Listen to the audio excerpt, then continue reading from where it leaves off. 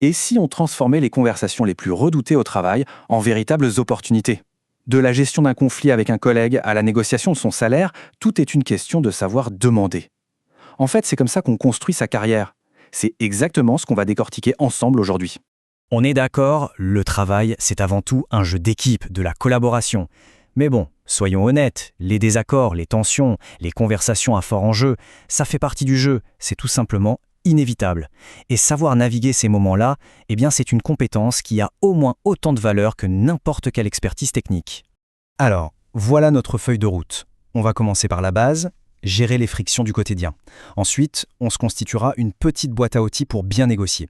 On verra comment s'en servir pour parler salaire, puis pour piloter sa carrière, et à la fin, on mettra tout ça à l'épreuve dans un cas pratique. Allez, on commence par le plus courant, la situation que tout le monde a déjà vécue, le conflit entre collègues. La première règle, c'est que pour trouver une solution, il faut d'abord et surtout comprendre d'où vient vraiment le problème. Et ça, c'est un point absolument crucial. Un conflit, c'est très rarement juste une histoire de personnes qui ne s'entendent pas. Bien sûr, il y a les affinités, mais souvent, le vrai problème est structurel. Une compétition pour un budget, des rôles qui ne sont pas clairs. Le clash personnel n'est alors que la partie visible de l'iceberg, le symptôme d'un problème plus profond dans l'organisation. Alors, comment on désamorce ça? Il existe un outil super puissant pour ça, la communication non violente. L'idée, c'est simple. Exprimer ce qui ne va pas sans accuser l'autre. Ça se fait en 4 temps. D'abord, on décrit les faits, juste les faits. Ensuite, on exprime le sentiment que ça provoque en nous. Puis, on explique le besoin qui n'est pas satisfait. Et enfin, seulement à la fin, on formule une demande claire et concrète. Bon, maintenant qu'on a vu comment gérer les conflits, passons à l'étape supérieure. Comment défendre ses intérêts de manière proactive. On entre dans le vif du sujet, la négociation, avec quelques concepts vraiment fondamentaux à avoir en tête. S'il y a un seul concept à retenir de tout ça, c'est celui-ci, la BATN. En anglais, Best Alternative to a Negotiated Agreement. En français, on pourrait dire la meilleure solution de rechange. C'est tout simplement la réponse à la question « Concrètement, je fais quoi si je me lève de table sans accord ?» Avoir un plan B solide, c'est ça la plus grande source de pouvoir dans une négociation. Mais attention, le truc, c'est de bien se rappeler que la personne en face a aussi sa propre BATNA.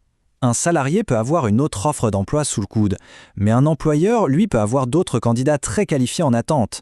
Essayez de comprendre la solution de rechange de l'autre. C'est la clé pour être stratégique et viser un accord qui soit réaliste pour tout le monde. Ok, maintenant qu'on a les bases, appliquons tout ça à la situation qui stresse souvent le plus, la discussion sur le salaire. Comment est-ce qu'on peut utiliser ces outils pour parler d'argent de façon sereine et constructive? Pour bien négocier son salaire, il faut d'abord comprendre comment les entreprises réfléchissent. En général, elles jonglent avec 2 grands principes. D'un côté, l'équité interne, s'assurer que des postes similaires sont payés de façon similaire dans l'entreprise. De l'autre, l'équité externe, rester compétitif par rapport à ce que proposent les autres boîtes sur le marché. Une bonne demande, c'est une demande qui prend en compte ces 2 réalités. Et puis, un point super important, une négociation, ça ne se résume pas aux chiffres en bas de la fiche de paye. Loin de là. Si le budget pour les augmentations est limité, il y a plein d'autres leviers qui ont une vraie valeur. Une prime, de meilleurs avantages, plus de jours de télétravail ou une formation qui coûte cher. Il faut absolument penser à tout ça et élargir le champ des possibles. D'ailleurs, en parlant d'élargi, la négociation la plus importante, ce n'est pas celle qu'on mène une fois par an pour une augmentation. C'est celle continue qu'on mène pour toute sa trajectoire de carrière. Alors, classiquement, quand on pense évolution, on pense mobilité verticale. C'est la promotion, le fait de grimper les échelons avec plus de responsabilités et en général un meilleur salaire. C'est la voie royale si on veut. Mais il ne faut surtout pas sous-estimer la puissance de la mobilité horizontale. Le fait de changer de service, de projet, de métier, même sans changer de niveau hiérarchique, c'est un moyen incroyable d'acquérir de nouvelles compétences, d'agrandir son réseau et finalement d'avoir encore plus de valeur pour l'entreprise sur le long terme. Et pour naviguer tout ça, il y a 2 types d'alliés qui sont vraiment essentiels. Le mentor, c'est la personne qui donne des conseils, qui guide avec son expérience. Le sponsor, c'est différent. C'est un défenseur, quelqu'un d'influent qui va activement plaider en notre faveur, nous ouvrir des portes et faciliter une promotion. Les 2 sont indispensables, mais ils n'ont pas le même rôle.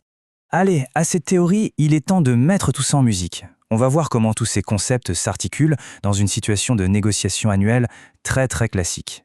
Alors voilà le tableau. D'un côté, un ou une employée qui a de super résultats et qui demande logiquement une grosse augmentation et une promotion tout de suite.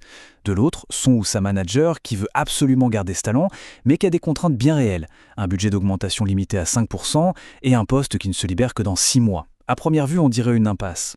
Et pourtant, en activant justement les fameux leviers non salariaux, une solution gagnant-gagnant peut émerger. Par exemple, on se met d'accord sur les 5% tout de suite. On obtient une garantie écrite pour la promotion et le salaire qui va avec dans 6 mois. Et pour compenser l'attente, on négocie le financement d'une certification importante et un peu plus de flexibilité sur le télétravail. Et là, tout le monde y trouve son compte. Finalement, la conclusion de tout ça, elle est là. Le but, ce n'est pas de gagner contre l'autre, de remporter un bras de fer. Le but, c'est de travailler ensemble pour construire une solution créative, une architecture qui réponde aux intérêts de chacun. C'est ça, en fait, la marque des grands professionnels. Et donc la question à se poser pour finir, c'est, que ce soit pour un projet, un salaire ou une nouvelle responsabilité, quelle est la prochaine conversation où ces outils pourraient faire toute la différence ?